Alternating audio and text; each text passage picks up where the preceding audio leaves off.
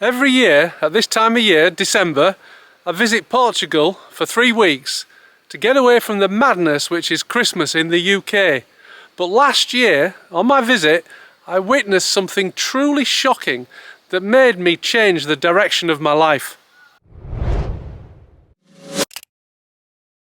The thing that I witnessed that shocked me to my absolute core was the death of my neighbour in the next door villa. I didn't know him particularly well. He was somebody that I'd seen every year at this time because, like me, he was a timeshare owner of this particular villa, the next door.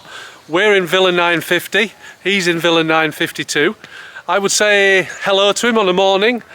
Every New Year on the balcony when we watch the firework display, I would wish him Happy New Year. And this particular year, early in the new year, I watched him die. One afternoon I was sat on my balcony reading. It was a lovely sunny day, blue skies, very similar to today. It was towards the end of our holiday and I heard some noises from next door, sort of grunting sounds, and at first I thought he was working out. It sounded like somebody doing push-ups or lifting weights or whatever, and I looked over the hedge and I could see him laying there and I thought that's what was going on. Then I heard him cry out and I heard his wife shout. Next minute I could hear that she was on the phone and the medics were there within minutes to try and work on him and revive him and help him. He was clearly having a heart attack. I watched helpless as the paramedics surrounded him and worked on him.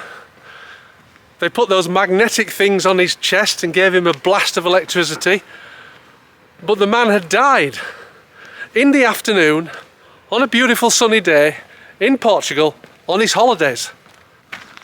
I'd never seen anybody die before. Well, apart from my father, that is. I was in the hospital when he died.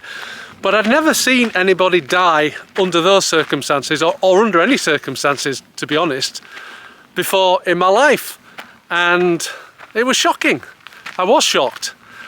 When I came home from my holidays, I got to thinking, heck, that could have been me.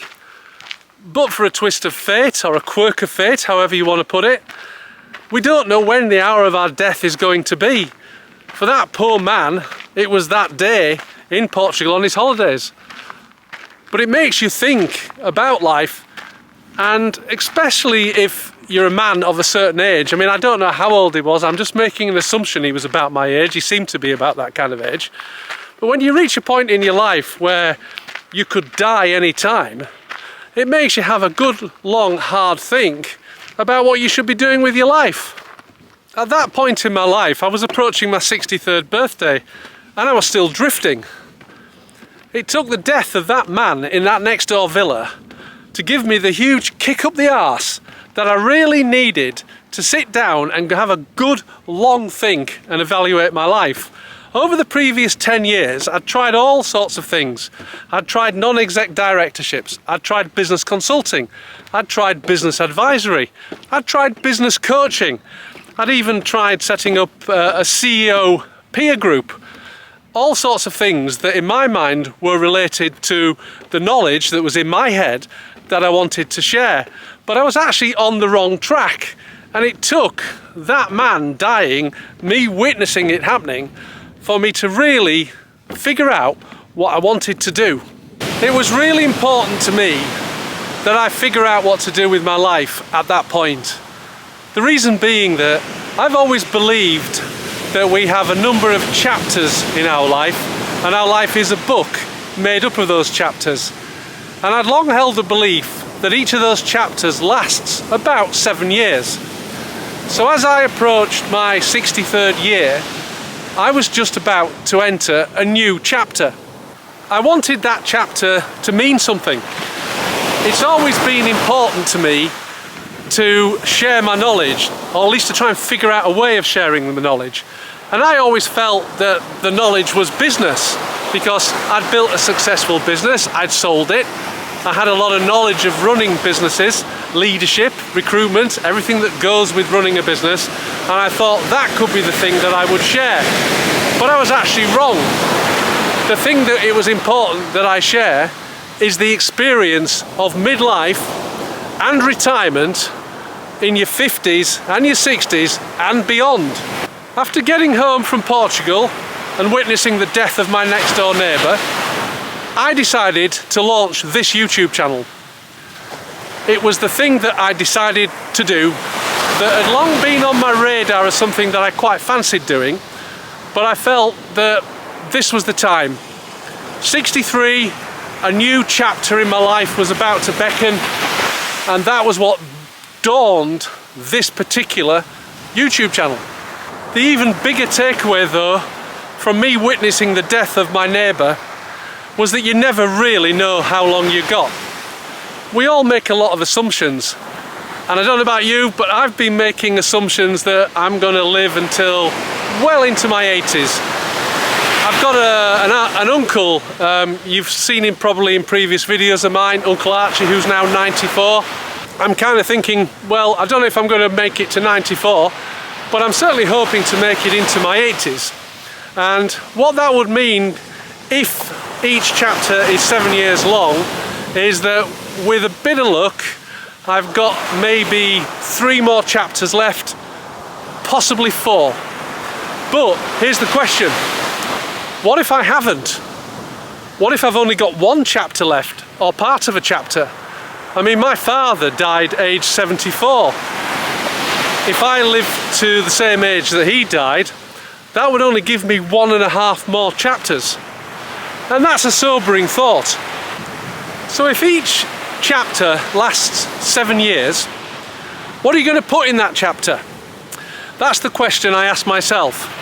And the answer was the YouTube channel, obviously. But there's more to life than recording YouTube videos, even though I enjoy doing it, and I hope the knowledge that I'm sharing with you viewers is useful. What else can you put in the chapter? One of the things that I decided for this new chapter was that I wouldn't set any more goals. In fact, I'd do the opposite. I'd have what I called anti-goals. I'd read about the concept in other books that you should stop setting goals and try an alternative approach. The way my anti-goals work are quite simple. I decide I don't want to do something, so I then set in motion steps to make sure that I do something else instead. For example, I don't want to spend all my time sat at home watching television, so therefore I make an effort to get out and see different parts of the country and different parts of Europe, different parts of the world. So that's an anti-goal. So rather than saying I want to go to America or I want to go to Canada, the anti-goal is I don't want to stay at home, therefore I want to see the world. I will record a video on this subject to go into it in a little bit more depth, but that's the simple concept. So no more goals for me, just anti-goals. Things that I don't want to do, which then lead to things that I do want to do. Another one of my anti-goals was that I don't want to be surrounded by clutter and crap.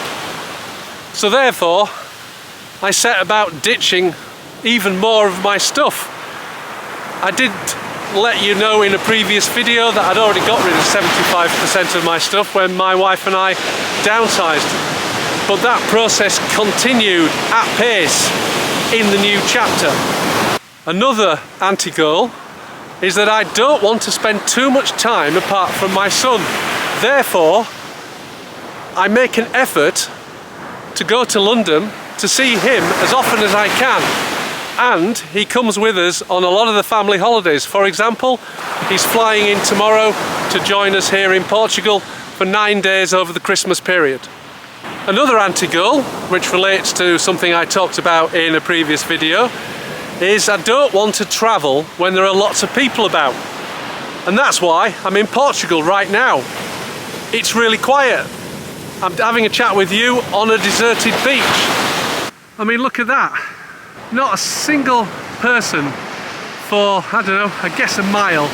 I can see a few people down there in the distance, but nobody on this beach.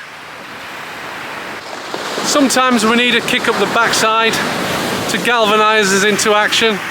I know I do from time to time.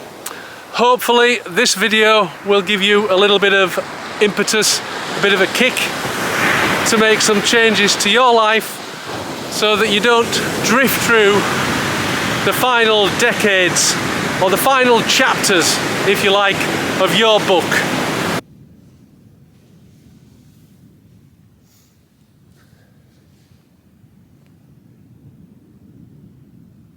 I would urge you to have a good long think about how you're going to spend your next chapter. 7 years, that's a chapter for me. What are you going to do in the next 7 years? Anyway, thank you very much for watching. I appreciate you catching up with me on this little wander along the beach at Val de Lobo. I'll see you in the next video.